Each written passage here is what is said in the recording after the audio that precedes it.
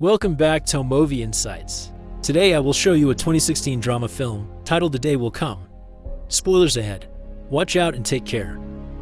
In 1967, brothers Eric and Elmer Johansson are taken to Orphanage Godhaven, where they meet instructors Toff Lawson and Axel, who send them directly to bed without even a proper welcome.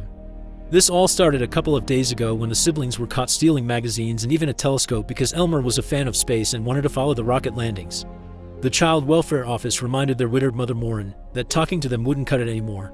The boys were always skipping class and causing trouble, and Maureen was always away working. She didn't make enough to provide them with a good life and wasn't around to raise them, so next time they heard of her having issues with them, they would take her sons away from her. Sadly, this didn't take long to happen. Maureen had a breakdown and was sent to the hospital, where she was diagnosed with cancer. Uncle tried to request the custody of the boys, but he had no permanent residence and his latest income had been 3 months ago, so Child Welfare decided to send the brothers to a prestigious orphanage. Back to the present, the boys are experiencing their first morning in Godhaven. Everyone wakes up at the same time to be sent to the mess hall, where they can't sit and eat until they're told to do so. Silent must be kept during the whole meal. Meanwhile, new teacher Lillian Hammershoj is being shown around by the principal Frederick Heck, who informs her that while he knows physical punishment has been banned by the law, they still use it in Godhaven, and Lillian is free to use it too, but it isn't her style. Afterward, they go to the mess hall, where all the boys welcome her in perfect synchronization. Frederick approaches the brothers to meet them, and after learning their names, he asks what they want for the future. When Elmer says he wants to be an astronaut, he gets slapped for impertinence. All the boys in the orphanage must work, so Frederick assigns the brothers to stone-dragging duty at the dike. Eric protests, explaining Elder has a clubfoot that hurts if he carries heavy things, but that also earns him a slap. Later, the boys are allowed to take a break from stone-dragging to have lunch, which is only a small tray everyone fights over. The brothers barely get to grab some scraps, but at least they finally get to chat with the other boys, giving them the chance to properly meet Toger and his friends. It's Toger that advises them to lay low and pretend to be ghosts, that way they won't get attention or be punished. It's just a matter of waiting until they turn 15, which is when they're given the Eternity Note, a permission to leave for good. Their chat is interrupted by a group of bullies, who ask for cigarettes or food, and beat up the brothers when they have nothing to offer. Elmer is sent up the water tank, but he freezes midway because he's scared, which causes the bullies to make fun and throw stones at a future astronaut that is afraid of heights. Later that evening, the brothers try to escape and even manage to reach the road, where they're picked up by a van, only to be taken back to the orphanage. Everyone in town is scared of Godhaven, so they don't dare do anything against their principal's wishes. As punishment for escaping, Frederick allows every boy in the orphanage to take a turn at slapping both brothers. Lillian sees what's going on, but isn't capable of doing anything about it except taking care of their wounds afterward. When they go to bed, Eric convinces Elmer to be a ghost from now on. Weeks pass and the brothers do their best to get used to the routine, but it isn't easy. Elmer keeps falling asleep in class and his clubfoot hurts every day. When Eric finds some chocolate in the trash and gives it to him to help with the pain, Elmer decides to share it with Toger and his friends, gaining their trust. They also begin noticing how during the nights Axel is on watch duty, he would take a boy with him to his room. One morning, Toff discovers Elmer has wetted the bed. As punishment, he's sent to stand on a bucket outside while only wearing his underpants and holding the wet sheets. He must stand there until the sheet dries, freezing his bones. Afterward, he's sent to the doctor, who declares him healthy except for the clubfoot and the urination problem, so he gives 2 pills to deal with it. The bullies started to ask them for more things for being a P-boy, so the other boys, feeling grateful for the chocolate, share some cigarettes with them to get the bullies off their backs. But the urination problem won't go away, even when they increase the dose. In fact, it makes Elmer dizzy and sleepy. After he falls asleep during class multiple times, Lillian checks his notebook and notices Elmer hasn't been taking notes. She also notices he has a second notebook where he has written personal things she believes he copied from some book. When he denies it, she makes him read it for the whole class, making her realize this is some sort of diary where he talks about what's happening to him but twisted into a poetic fantasy of being an astronaut. This turns out to be a good thing for Elmer. Now that Lillian, who is in charge of sorting the orphanage's mail, has seen what he can do, she takes the opportunity to name him the mail boy, in charge of picking up the mailbag in town and bringing it to her so they can sort it together while they read the newspaper and listen to music. Now he has a task to keep him busy and his mind sharp. Elmer doesn't wet his bed anymore. It's during one of these afternoons spent together that he learns Lillian never got the chance to marry and have kids, so after a failed relationship, she decided to teach kids instead. That same day the brothers also get a letter from their mother, who tells them she's undergoing special treatment and their uncle is taking care of her. When they ask Toger what he got, he tosses his letter at them, explaining his father writes exactly the same thing every year. He even recites it as Elmer reads, knowing it's just excuses for why he won't visit on Christmas. But what hurts him the most is that his father never takes at least a second to tell him about his sister. Taking pity on him, Elmer tells him this time there's a PS, and right there on the spot, he begins inventing an anecdote of Toger's family, including the sister saying she misses him. Toger knows Elmer is lying and there isn't such a note, but he still thanks him for it since he found the story very comforting. From that day on, every boy takes their letters to Elmer to get a nicer version of the words from home, finding hope in his stories. One night, Axel chooses Elmer as his next victim. Eric sees this and tries to offer himself in exchange for his brother, but Axel slaps him and sends him back to bed. Once there in his room, Axel tells a very scared Elmer to do as he says if he doesn't want Eric to suffer. It isn't until many hours later that Eric sees Elmer again, finding him in the bathroom washing off the blood dripping down his legs. Before he can say anything, Elmer passes out on the floor. The next day, Lillian attends a meeting with the other instructors about it and is shocked and disgusted to see their reactions to the incident. They claim one of the older boys did it because it's natural to have needs when hitting puberty, but if Elmer doesn't give them any names, there's nothing they can do about it other than to watch the boys more closely. Lillian wants to take Elmer to the hospital, but her request is shut down, being told the orphanage's doctor is enough. She tries to talk to Elmer the next time she sees him after class, but he's too scared to say anything, although Eric does tell her it wasn't a boy that hurt him. Many days later, inspectors come to the orphanage to do a standard inspection of the place. But since they're told in advance when they are coming, the boys are put in their best clothes, and any bruises are hidden under makeup. The boys must tell they're happy if they don't want to be punished later, and the inspector sees them work in the carpentry workshop, which is supposed to prepare them for the future, but they're actually doing it only today as part of the act for the government.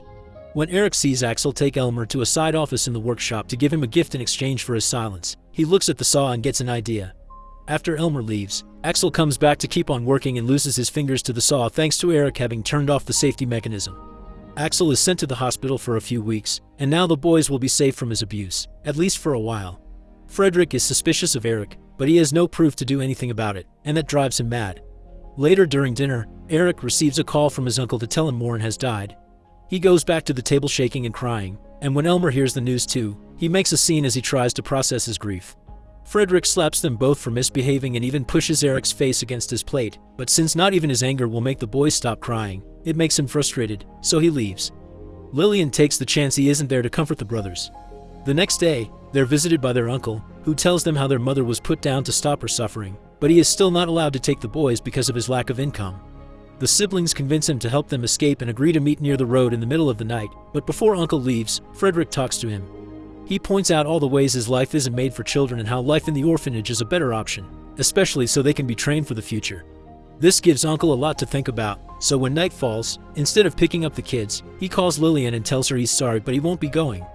Lillian tries to pass the message to the brothers, but she's intercepted by Frederick, who makes her confess what she's doing in the boys' room so late at night. Eric and Elmer are caught before they can even leave the area and are given a beating for it. Frederick even tells them it was Lillian that sold them out. Furious, Eric tries to jump on her, but the instructors grab him and take him to the basement. She tries to apologize to Elmer, who has lost all trust in her and tells her he's glad she never had children. Lillian slaps him for it, and when she notices what she's done, she realizes this place is greatly affecting her, so she quits the next morning at the same time Axel makes his return. From then on, the brothers truly become ghosts.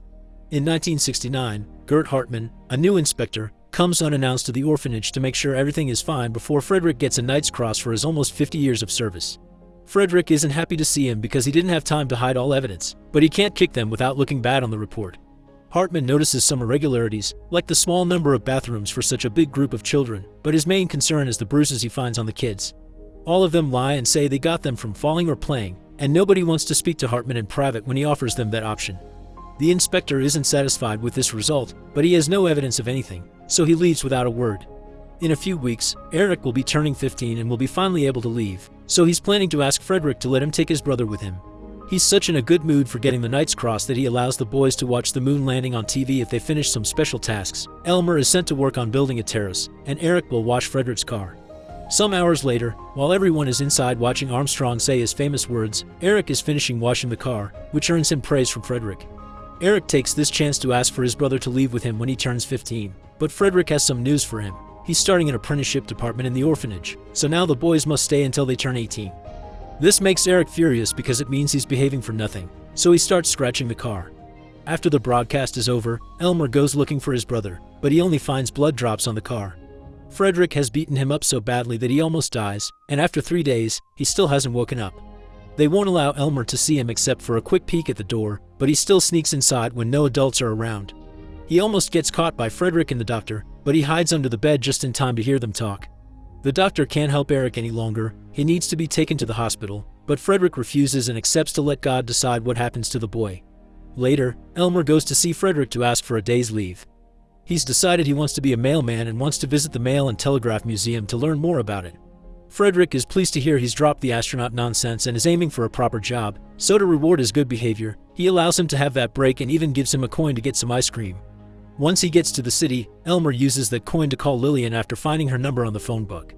After telling him she isn't working with kids anymore and now teaches other teachers at college, she accepts to take him to the child welfare office, where they wait for Hartman for 6 hours. It seems he isn't coming back soon, so another inspector takes their case, but all he can do is file a report because they haven't brought any evidence with them. Elmer returns to the orphanage determined to take the matter into his own hands. Toger and his friends are also trying to plan something to help Eric, but Elmer tells them to wait for him outside while he visits Axel. He convinces the man that he's there to spend the night together, so while Axel is distracted, Elmer steals his keys and locks him up in his room. After visiting Eric to say goodbye just in case something happens to him, he makes an astronaut costume out of a box and foil paper, then takes a hammer and takes it outside to start destroying Frederick's car while the other boys cheer for him. The instructors find him and Toff begins beating him up while Frederick takes a call from the inspector's office, telling him about the report they received earlier. Catching on Elmer's plan, Frederick stops the punishment so he doesn't get any more bruises that could incriminate him. Now they've let go of him, Elmer runs away and overcomes his fear in order to climb up the water tank only to jump off it while pretending to be a floating astronaut. Inspector Hartman and Lillian arrive just in time to see this happen, and Eric wakes up the moment his brother hits the ground. Both siblings are taken to the hospital and watched over by Lillian, who is relieved to hear from the doctor that it will take a while for them to recover but they'll survive. Many days later, when they're feeling better, Lillian takes Elmer to the orphanage, where he asks Frederick for his and Eric's eternity notes. Since the inspectors are there doing a thorough investigation, Frederick has no choice but to give Elmer the notes without protest. Elmer says goodbye to all the boys before leaving. Encouraged by his bravery, the next time Hartman asks them if they want to tell him anything, Toger raises his hand, and all the other boys soon do the same. As Lillian leaves with their brothers in the car, they see Toger running after them to wave at them, the only way he can show his gratitude for what Elmer's accomplished.